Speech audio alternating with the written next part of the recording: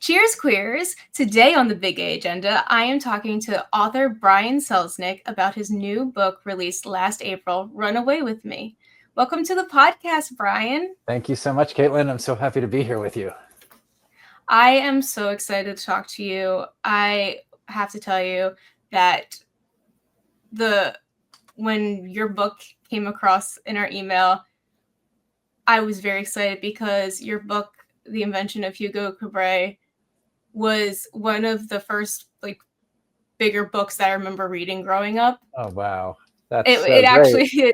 it really stuck in my mind, and I think I read it in 2 days, and I was a sixth grader, just so proud of myself for reading this really thick book. Oh, but yeah, so it meant a lot to me, and I just wanted you to know that. well, thank you. And it's so nice to be able to talk to you now all these years later.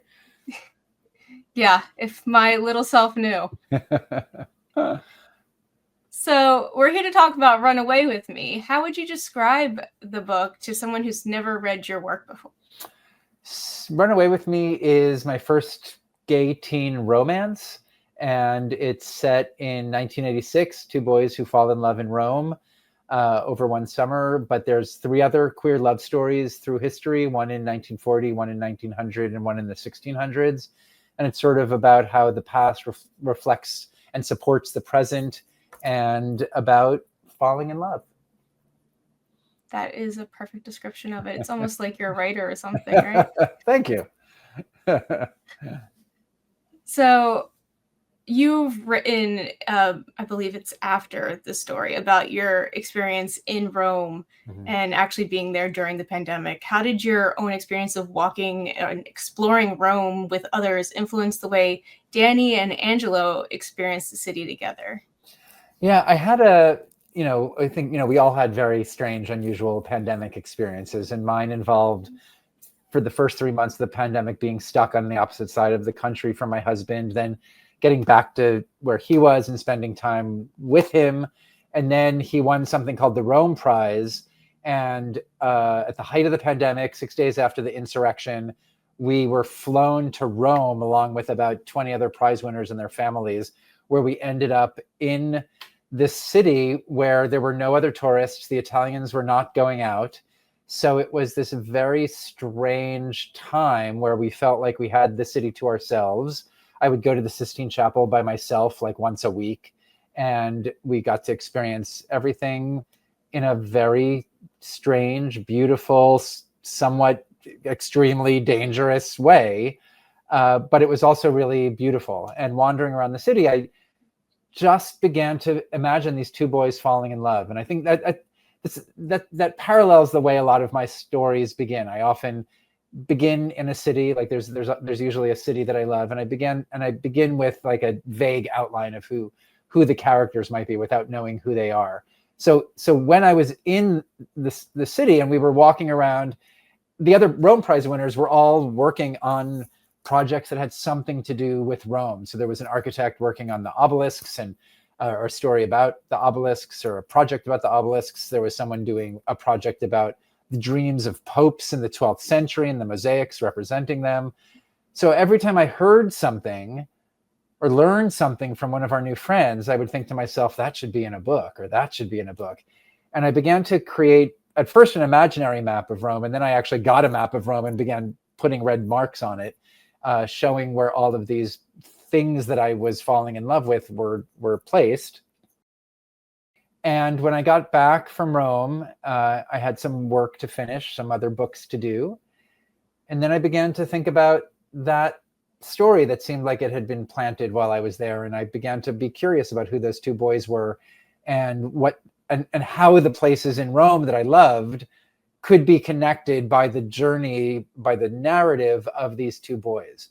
So it was in trying to connect all these places, the Elephant Obelisk, the Pantheon, the Mouth of Truth, all of which you can see in, there's two maps in the book, one in the front, it's a very old map, and then at the very back of the book is the same map, but all the places that the boys have gone are circled like the map I kept. And I just developed a story out of the places that I wanted the boys to go, and eventually decided one was going to be Italian, One was going to be American. The American boy's mom is an academic who's working on a book project in the city. So she brings her son for 10 weeks. And so the only real enemy in the book is time, because the boys know they're going to have to separate at the end of the summer. And so that's really how it began to come together. So does your brain just like think in terms of, oh, that would be a great story, and then just create stories in your head as you go through life? I think it's more that my brain says, oh, that would be a great part of a story. The problem is the story. The thing that I have to work hardest at is the plot and figuring out who the characters are. But my brain does naturally settle on things that, like all of our brains, that it's interested in. And so certain places, certain moments will stick. I do think in pictures, I do think in images. So sometimes I will see something and then try to figure out what it is I'm seeing. I wish I saw the whole book. I wish I saw the whole narrative when it first comes to me. It usually takes 3 to 5 years for me to make a book fully come together. And I used to feel bad that I only have one idea every 3 to 5 years, but I finally figured out that because it takes that long for me to make the idea, I don't need any more than that number of ideas. Like, I generally have a new idea coming as I'm finishing another book. There is overlap, and a lot of it does happen subconsciously. So once I'm really in the thick of the narrative work or doing the drawings or whatever is going to be needed for the book I'm working on, there's very often a little sparkling presence for what the next idea might be. Well, that seems like a great system for you then. So if it's not broke, don't fix it, right? I think it took me a long time to figure out that it wasn't broken. Like I think for a long time I believed my work should go faster, and I believed that I shouldn't have to struggle so much to figure out how to get from point A to point B. We all read and listen to stories of how people work and what other people's processes are. And I have a lot of friends who are writers and illustrators. And, I know some people who work much faster than I do. And I thought, oh, that means they're better than me, or they're a real writer and I'm not. And that never stopped me from doing my work. Like this was all just kind of, like going on in the background, but it doesn't, it never made me feel good. It felt like I was somehow designing a situation that would just make me feel bad. And I think at a certain point I was like, I feel bad enough. Like, I don't need to also make myself feel bad about stuff. So I tried to rethink how I look at my own process so that I could get to the point that how you're seeing it, which is, it's how I work and it works for me. And I would never recommend it to anybody else, because everyone else people have their own ways to work. And so, yeah, so I guess like the only thing I would say is like, it's okay to trust yourself and how your process goes. I love that, because that happens with everybody in whatever they're doing. We're always comparing ourselves to other people. Other people can get it done faster, and you're like, oh, I should be able to do that. But no, you just have your own way to work, and what you do is great.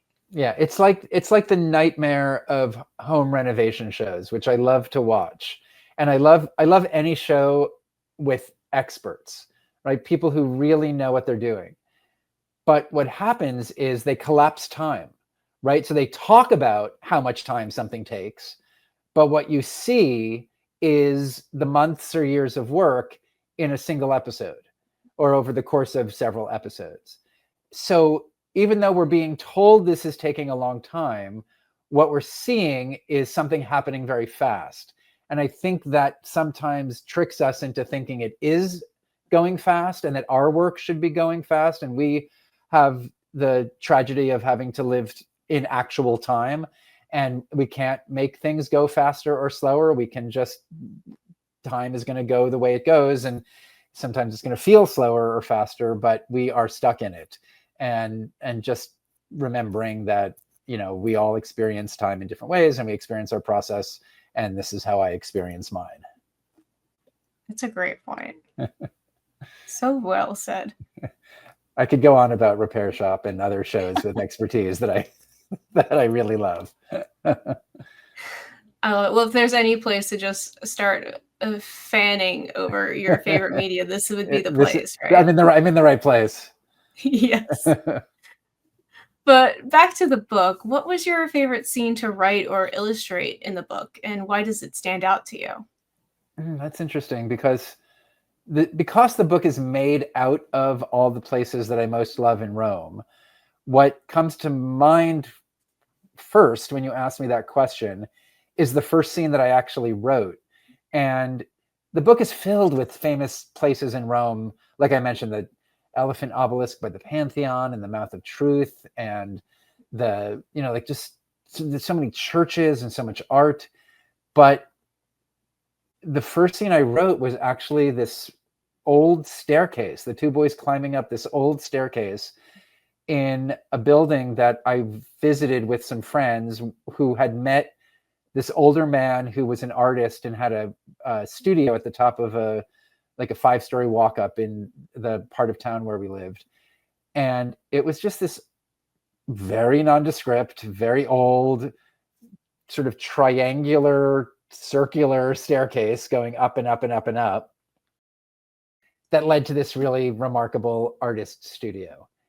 And I didn't know where the plot was going when I started. I was saying I often don't know what the story is. So John Cage, I think it was John Cage, he once said, start anywhere, when asked, how do you start a project? And so many of us think, you have to start on the first line, and the first line has to be good, and then you have to write a good second line. But I have really taken the start anywhere to heart. So I just thought of this staircase, and I wrote this scene where the two boys are climbing up the stairs. And, and then I didn't know who the two boys were. I just knew that they were two boys. And then one of them had a little trouble breathing as he was going up the staircase. And, that was because I have asthma, and I had it very bad when I was growing up. So I gave him my asthma, and I gave him, an operation I had on my chest when I was a kid. And that came out of the fact that I was just writing these two boys trying to climb a staircase. And I didn't know what they were going to find at the top of the staircase. And so it's interesting when I'm working, because I draw, I often am unsure exactly what in the book is going to be drawn and what is going to be written. And I had a very clear idea on this book that I was going to draw nothing. I wanted this to be my first book without any pictures, which in the history of books is not radical. But in the history of my work, it would have been very radical to make a book that had no pictures. And my editor, David Levithan, really, really disagreed with me. And he's a very persuasive and very smart person. And he just explained, he let me know that he felt that we could probably find a good reason for there to be pictures. And we eventually decided on the idea that is now in the book, which is that if the book opens with a walk through the city, a tour of the empty city of Rome, which is essentially what I experienced during the pandemic. And this is not a pandemic book. It takes place in 1986. But I wanted to get across the feeling of the pandemic and the emptiness. But there was a good metaphor because the boys were falling in love. And the idea that when you're falling in love, everyone else disappears seemed relevant. And plus, for all of the readers who had never been to Rome, being able to see the city would make you feel like you'd already been there by the time you start reading the text. So when you get to the words, and I describe the elephant obelisk and the Pantheon, which is the big building with the dome with the hole in the middle, you will remember having seen it in the pictures. So it would feel like a memory. And so your question about which was my favorite picture to draw, it's funny because I wanted to draw no people in the city, my first instinct was to draw no sculptures of people either. So it was just buildings and streets. And then David Levithan eventually said to me, this book is about two boys falling in love. They're discovering they're queer. Male bodies may be important to this story. And there's so many male bodies in the statues all over the city. So I went back and I put in all of these naked statues around the city. And so I got to have this very fun couple of days where I went through all my research and all my photographs that I had taken of all the naked male statues in Rome, and draw them and add them into the story. So that was a particularly fun part of the process. And I should just pause here to say to anybody listening that the book has a coda of illustrations at the end. If you haven't seen the book, there's drawings at the beginning, then most of the book is text, and there is a little coda. And when you look at the closed book, you'll be able to see the dark sections at the beginning and at the end that indicate where there's drawings. But if it's possible, try not to look ahead at the drawings at the end of the book before you get to them from reading, because I think it might make more sense if you come upon them as a surprise. That would make sense. I would agree. Oh, good. That's very interesting that you didn't want to have any illustrations at first. Yeah, I also didn't want to have any drawings at the end either, I should say, now that I've just said how to read them. I really had a very clear idea about what the last line of the text was, and I wanted it to end there. But once again, David Levithan felt very strongly that there could be pictures at the end. And when we came up with the idea for what the drawings would be, we were having dinner before going to see Madonna at the Barclays Center, and we both burst into tears at the idea. And I find that when I'm working, if I cry, that's a good indication I'm on the right path. So I'm now very happy that David Levithan continued to push me on that. But it's interesting because we did an audiobook that came out with this along with the printed book. And of course, one of the things you lose with an audiobook is images.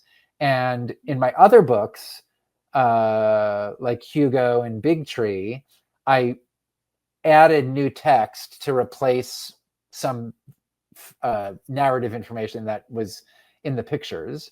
And then I took out some text to replace things that were sound so that because we could hear it in an audiobook. And so for the audiobook of Run Away With Me, there is a series of sound effects and music that opens the book that sounds like a walk through Rome. And there is a music and some sound effects at the end of the book, but essentially the audiobook is closer to what I had originally imagined for Run Away With Me than the book itself. And in the end, I'm very happy that they both exist. That's really cool. I didn't know that about the audiobooks and stuff. That's very interesting. So you've talked a bit about this, but like in general with your work, how do you decide where and how to use your drawings in each story? That is really something I was thinking most about when I was working on The Invention of Hugo Cabret. Before that, I had illustrated books, mostly for other writers, and I was illustrating them because I had been asked to illustrate them, right? This book has a story and it needs pictures.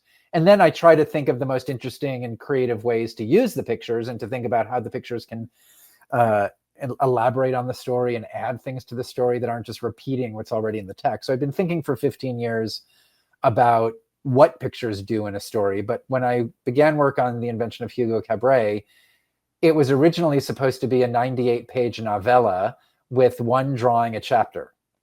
And that's what I signed my original contract for.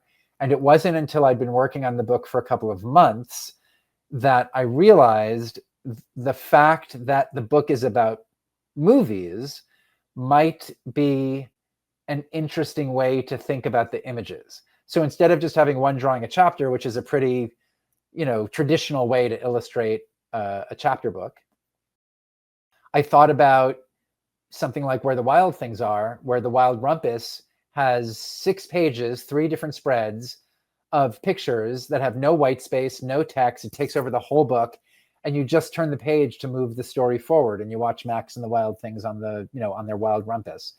And then I thought about how movies tell their stories and how cameras move and pan and edit and do zoom in and zoom out to help the viewer understand what's important or not important in a story, the director can trick you by making you think something's important that's really not important by what the camera is doing.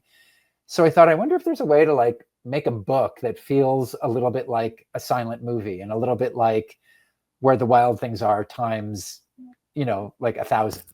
And, because if one 3-page spread in a 32-page book is as exciting as The Wild Rumpus is, what if there's like 50 spreads in a 600-page book that have many, many pages? So I went back to the story I had been writing for Hugo, and I took out all of the things that I thought I could show in pictures. I took out all the things I described. I took out a lot of the action, because instead of writing Hugo ran down the hallway, I could show him running down the hallway. The issue was that in order to get information across, it often would take more pictures than it would lines of text. So for instance, the line that I just said, Hugo ran down the hallway, that's Hugo ran down the hallway. That's 5 words, right?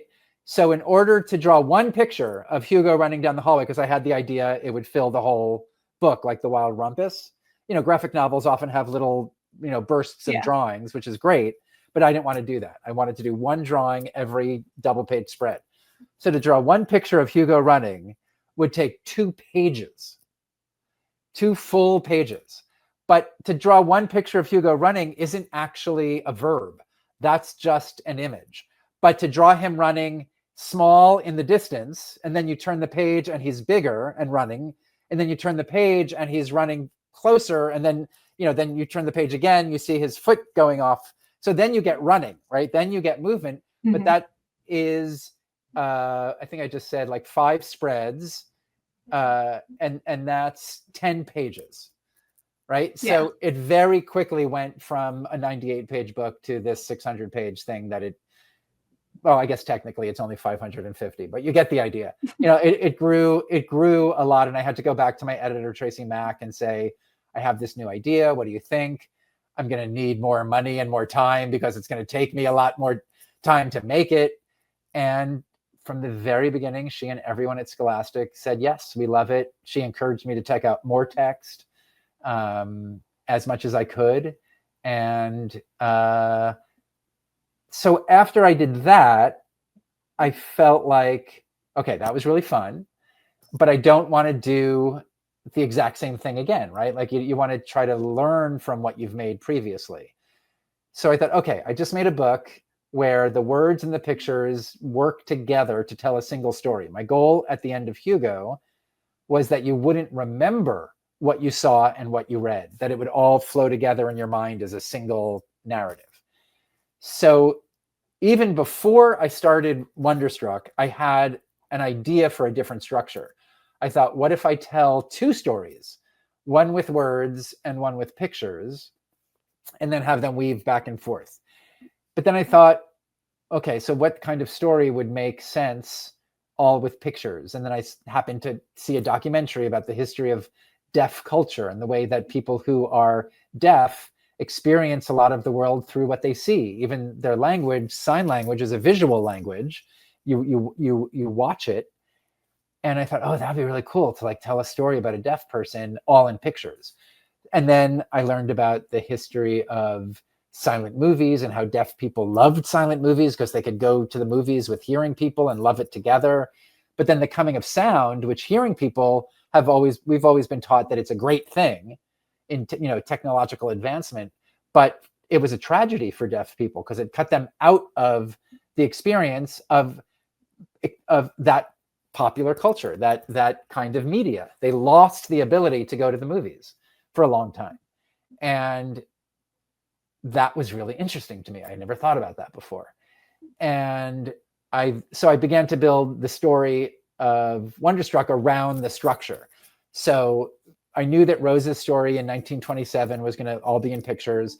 And then I had the idea for the second story to take place 50 years later in 1977, and then wove them together. And then I did something different with the words and pictures again in the Marvels. And now when I'm working, I very often start off and I don't know when or what the pictures are going to be. And I just start writing and eventually, and then just like wait to either figure it out or to have David Levithan tell me, what, what I should do now, which is very, very helpful as well. So do you think you'll ever have a book without any drawings in it? Probably not as long as I'm working with David Levithan, but That's what it sounds like. But I appreciate it because he's pushing me to do something that makes the book better. And I will say, I think if David were to read something I was writing, and if he honestly felt like the book is working the way it is, just with words, he would tell me that. It's not that he's just telling me to draw pictures because he knows I can draw. His impetus is to help me make the book better. So, if one day, like I said, the book really doesn't need pictures, I trust he would tell me. I'm sure. Okay, so back to Run Away With Me. How did you develop the personalities of Danny and Angelo? And did either of them change as you worked on the story? That is a very good question, because they developed very slowly and very, in a very kind of jagged manner. Like I would figure out one thing about one of them, and then the other person would remain very mysterious. And it really was sort of like the way I was describing the staircase scene, where I made one of the boys have asthma because I wanted him to have trouble breathing as he was going up the staircase. And then that becomes a very central part of his character. So, and I mentioned I had an operation on my chest as well when I was a kid. And I remember being in the hospital and being in an oxygen tent, and what it was like to have this scar and this unusually shaped chest. And the way in which that also made me, when I got older, made me afraid to let anybody touch me. I did not want my chest to be touched, both because I thought it was weird and somebody might not like it, but also because after the surgery, it felt weird. Like, it didn't hurt, but it left a kind of strange feeling in my body. And I did not have a love affair when I was 16 years old, like the boys in my book do. So I had to imagine what it would have been like for for people at 16. I did fall in love eventually, but I was 30, so I had to imagine something half a lifetime earlier. But, love, I imagine, is a relative, there are certain things about it that I imagine are relatively universal. And it didn't feel like that much of a stretch to take feelings that I experienced when I was older and assign them to people who were younger. I think when you fall in love for the first time, whatever age you are, there's a recognition of something very big and powerful and possibly overwhelming and often scary. I think even if you haven't had major surgery on your body, you may still feel self-conscious about being touched for the first time or exposing some part of your body, even if you're just swimming or whatever, it is. There's plenty of reasons that plenty of us feel self-conscious. I just happen to have had something that I realized could serve as an interesting metaphor for people who haven't experienced what I have experienced. And most people have not had major surgery on their chest when they were 10. Many have, some have, but most have not. But again, I recognize that there was value in the metaphor for what it could feel like. So I was exploring all of those things. And then, I didn't know what the boys were going to be named. And I love naming characters. Sometimes I figure it out pretty quickly. I have baby naming books, as if I'm, going to have an actual human baby, but I, don't. And I go on websites to look at baby names to help me with ideas, especially if it's a historical story. I will look at baby names that were popular from the year the character would have been born. And sometimes they come to me pretty quickly. Sometimes they don't. And these names just were not coming at all. And I've heard authors talk about how sometimes they just listen to what their characters say and they just write it down as if they're dictating. And that always really annoyed me because that's never really happened to me. But I thought, oh, maybe I'll try to like make that happen. And so I'll just have the boys, I'll start writing and I'll just have the boys ask each other what their names are. And then I'll write down what their answers are, as if I'm listening in on a conversation. So I start writing, and the American boy says to the Italian boy, "What's your name?" And the Italian boy already has revealed himself in their first meeting to be a little strange. He seems to know a lot about the city. He just is a little odd. And so the only thing I could think of for him to say, because I didn't know what his name was for him to say, "I don't have a name," which can't be true, right? Like he has to have a name. So I felt at first like I had failed. Like I can't have my character say, "I don't have a name." But then I thought, well, that's actually kind of like an interesting thing for a person to say. So I was like, all right, just write it down. So I was like, okay, "I don't have a name." So then the American boy has what I think would be the natural response, which is the one I just gave, which is, "Of course you have a name. Like, what are you talking about?" And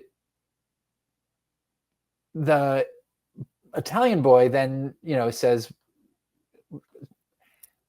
"Well, what's your name?"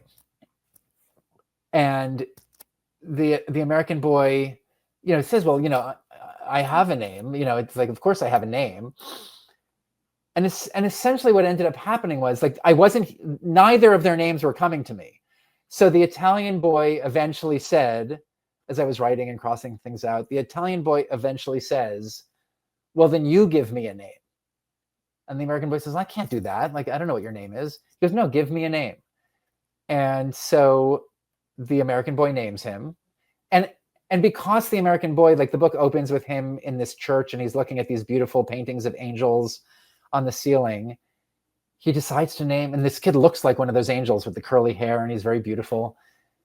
And so he names him Angelo.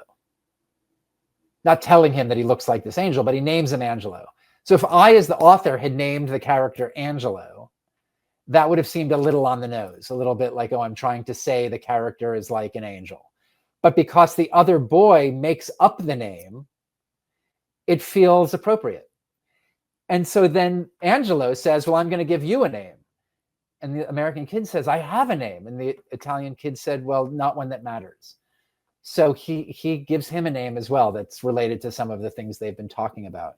So for the entire book, they are Angelo, and the American boy is named Danny by the Italian boy. And they just become Angelo and Danny. And I just went with it. And so there's a scene at the very end of the book, not to give too much away, where the American boy is talking to his mom, and his actual name is spoken. And it's the first time in the entire book that this name comes up. And I wrote it so that the reader and the boy almost don't recognize it, because he has let it go so completely. And then I just kept making stuff up from there. I thought that was the only time it was spoken. I thought I was just going crazy and didn't remember what the name was in the beginning. But no, okay, cool. Yeah. I love that. Yeah. Something I found intriguing was that Danny's mom gives him a lot of freedom while they're in Rome, and she doesn't really press him for details about how he spends his days. What was behind your choice to have her parent Danny this way, and how do you think that sense of independence or like distance shapes Danny's experience and his relationship with Angelo? Yeah, that's something I thought a lot about, because the mom was the hardest character to find. I knew that I wanted her to be a single mom. I knew that I wanted her early on. I figured out that she was going to be an academic who was working on this book project where this old mysterious book has been discovered in Rome, and she's called in to help decipher the text. Paleocryptology is her field, one of her fields. She can read bad handwriting. But I didn't know who she was. And my husband's an academic, and it's really, really hard to be an academic. It's really, really hard to be a single mom. it's hard to be a parent, but it's, then particularly hard to be a single mom. And I was suddenly like realizing my character was both an academic and a single mom. So I asked my husband if he knew anybody who, when he was in grad school, had been a single mom, and he did. So I reached out to her and I asked her if I could ask her some questions. And I created some things in my character's life to make some things possible for my character. Like I gave her mom the ability to travel with them to Rome when she was, studying, so that her kid could be taken care of while she was getting her PhD. And then her mom dies and leaves her some money. So there's some, acknowledgement of the difficulty of figuring out how to make ends meet. It's hard enough to make money as an academic, period. And, and part of the mom's life became about having to move her and her son from place to place because she's not offered a tenure track position. So she's doing these short-term gigs at different academic institutions. And so Danny, like a military kid, has grown up moving from place to place. And ultimately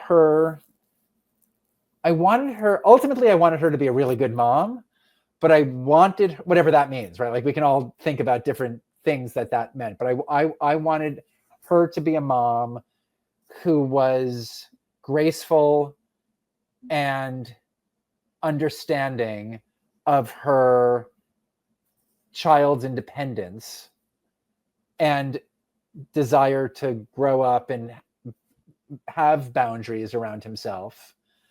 But I also wanted her to be a real person who was annoyed as hell at how frustrating her kid had become. And I wanted her to be angry, and I wanted her to be upset, because those are real things. Like that it is, like, even if whoever it is, if someone's canceling plans on you and blowing you off and not talking to you, it's going to hurt and it's going to feel bad. But I have noticed in my life that when parents recognize who their children are as independent human beings, they can balance the part where they have to explain to their kid what their kid's doing wrong, which is what is not okay, right? Because kids need boundaries and they need to hear what's wrong. But sometimes, and eventually, always, they need to start having space. And I found that because the mom was so busy and because she'd been dealing with this, for a long time, that she, and I think this happens a lot with parents, is you also don't want to start fights, or you don't want to, you just don't want to fight sometimes. And so sometimes you let your kid do something you wouldn't otherwise want them to do because you don't want them to react, because you don't want to react, because you can't deal with it because you're tired. And so I think her fatigue ended up giving Danny a lot of leeway, but I wanted her to be really pissed off at him when he is a jerk to her. But like you said, I also wanted her to be smart enough to recognize that something was happening, right? I don't know if she knows her kid is queer. I can't entirely answer that question. My sense would be she may not be surprised if he comes out to her one day, right? When I was writing this book, two things I did not want to write were violence against the boys and a coming out scene. I just was not going to do it. And I wanted there to be violence in the world. I wanted there to be, actual sense of danger in the world, because the world is dangerous. But I wanted the boys to be okay, because sometimes we are okay. And I wanted to not write a coming out scene. So ultimately, the mom has observed a lot of things that the boy did not think she was observing. And perhaps there's a sense of a kind of understanding on her part that something bigger is happening for him as well. So I think ultimately, when she gives him the space, after making it clear to him how rude it is that he's canceling plans and that he's being a jerk, she is smart enough to recognize there must be something real happening for him, and she lets him have it. And I think maybe that's my way of hoping that if I was a parent, I would be smart enough, generous enough to not just scream, and not and she doesn't guilt her child, right? Like I think guilt is such an easy thing to pass from generation to generation. She's pissed, but she doesn't guilt him out. And I wanted to give that to her. And maybe that's my fantasy of like what I would like to think I would be able to do if I was a parent. Well, I think the way that you wrote her was very well done, because the way that she parented really kept the focus on the boys, because it could have been how she's like, oh no, you got to do this and be on top of him more, but then it would be more of like the three of them. So it really did keep the boys at the focus. Oh, good. Yeah. And also, of course, the book is literally told from his point of view.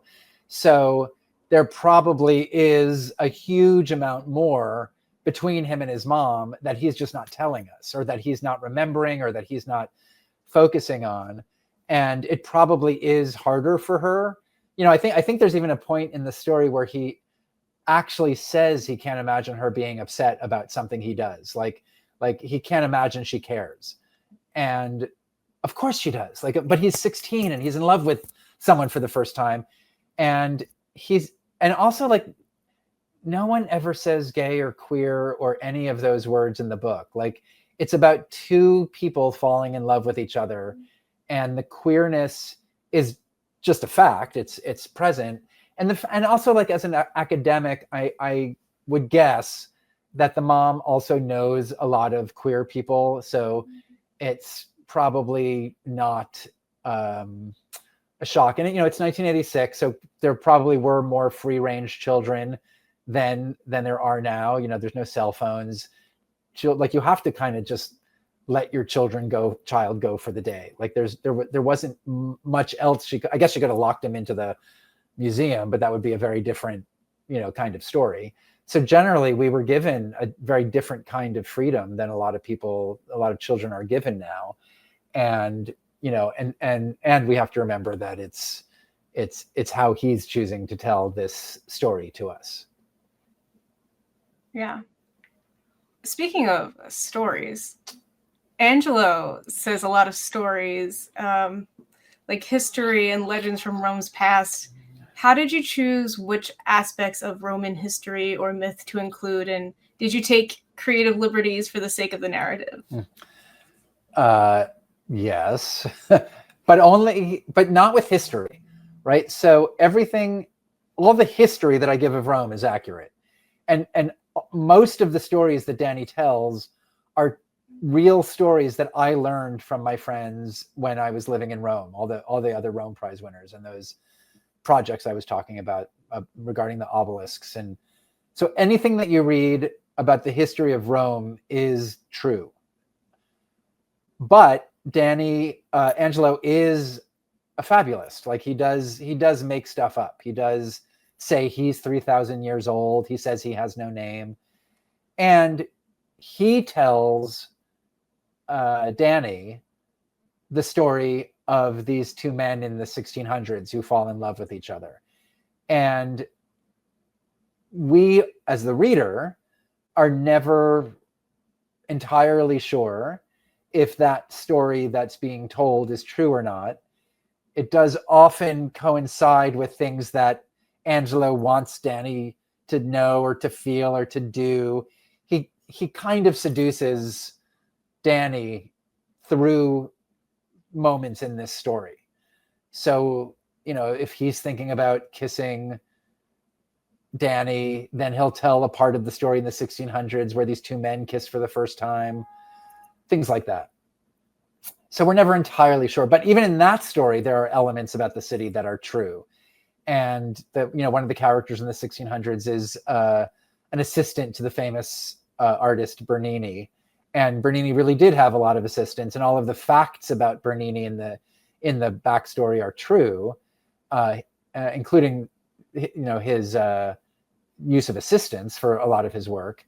But the specifics of the narrative I changed for the fictional story in the book. So it was a lot of both things.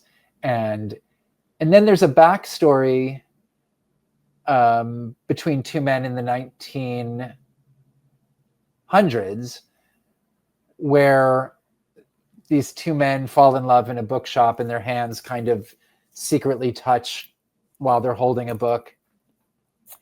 And the narrative of that scene comes from a poem by Cavafy, Cavafy, who wrote a lot of really, really beautiful queer poetry at the early part of the century. And even though his poem takes place in a handkerchief shop, I think it's a handkerchief shop where the two men's hands touch beneath a handkerchief. I've loved that poem for a long time. And so I lifted the essential premise of the secretly touching hands and gave it to these two characters. So things like that are moved around and lifted. And at the back of the book, I'll acknowledge anything in the book that is true and let the reader know if there's moments that aren't true, where there's facts that I've changed. Like even in Hugo, like the story of George Méliès is true, and he really was rediscovered at the end of his life in a toy booth and given a celebration, but it wasn't by a 10-year-old boy named Hugo. So I just like made those things happen together, and so Run Away With Me is built very much out of things that are true and things that are untrue. Awesome. What do you hope young readers, especially queer teens, take away from Danny and Angelo's Summer in Rome? Yeah, I always say, like, what's most important to me is that you like the characters and care about the story and enjoy the book. Like that's my main thing. I don't want you to feel like, I would never want a reader to feel like there's a lesson to be learned. I would have been afraid of this book when I was a kid. I was afraid of being queer, and I distanced myself from anything that was queer, and sometimes quite literally by like getting away from a magazine or a book that had a queer topic because I didn't want someone to see me with it. So I recognize that for a lot of people, it's a real act of bravery to bring something to us, to hold on to something, to reach out for something that is really about us. So, if a young person sees my book out there, there's, two boys kissing on the cover. It's pretty clear that it's about, the general sense of what it's about. I recognize that for a lot of people, that is a real act of bravery to reach out and hold the book. But if there's a sense of recognition for some people, fantastic. If there's a sense of possibility and hope for some people, like I imagine if I were brave enough as a young person to pick up a book like this or this specific book, I'd like to think that it could have offered me hope when I didn't have any. Like I never thought about hurting myself, but I just never thought I'd be happy. Like it never crossed my mind that I would be able to be myself. And then just as I was starting to really realize I was gay, I read in the newspaper about the advent of AIDS, and it had just been, sort of identified. And I remember very clearly thinking, oh, well, I guess I will never, be falling in love with anybody. Right. So I think anything that offers some kind of hope or possibility while also being realistic, right? You don't, like, things are hard. Like the world is hard. Things are hard. For a lot of people, it's very hard to say who you are. Sometimes it's not safe. Sometimes you know who you are and you can't tell the people around you. And that can feel debilitating, right? Like that can feel really terrible. But it also can ultimately give you strength, right? You need to survive that so that you get yourself to a place where you can be yourself. And at least what happened for me, and I've heard this for a lot of people, is all those years that you're in pain turn out to actually benefit you and give you strength when you finally have the ability to be yourself in a place where you're safe. And so if the book is a part of that journey for someone, oh God, that would be amazing.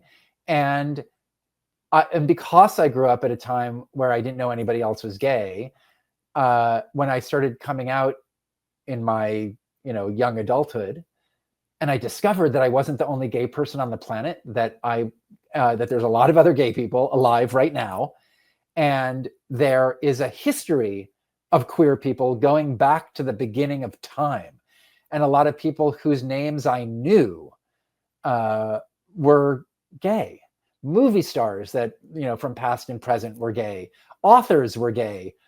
Directors were gay. People in history were gay, who I had never been taught were gay. And I remember that giving me a sense of stability, like, oh my gosh, I have ground on which I can walk. People have come before me and have paved a path. I had to discover that path, right? The path wasn't shown to me. I had to, get through all the darkness to find it, right? But I survived long enough to find it. And I like the idea that now that I've been around for a couple of decades and I've been making books for long enough, right? I've learned some things. And again, like we talked about earlier, like there's always going to be struggles and there's always going to be things that are hard, but I've learned a lot of things, and things that I did now are part of history, right? Like I went to AIDS protests and marched in the streets and was at ACT UP meetings, and like that is something a lot of young people don't know about because it's not taught in history classes. But I was there, and I can talk about what it was like to be there, right? And so things young people are experiencing right now, and young people are experiencing a lot of things right now, many of which are incredibly, profoundly hard. But 30 years from now, hopefully you'll be able to look back and be like, I survived that, right? I lived through that. And now I can tell young people what that was like. And so I like the idea that I make books and I send them out into the world. And right, I talked about not having children, but I feel like I have a lot of kids, right? They're all, my work is a metaphor. It's like my kids. I send them out into the world. You do the best you can. You hope they, find the right match. You hope they fall in love with someone, and you hope they're happy. Yeah. So I hope that answers your question in some fashion. It does.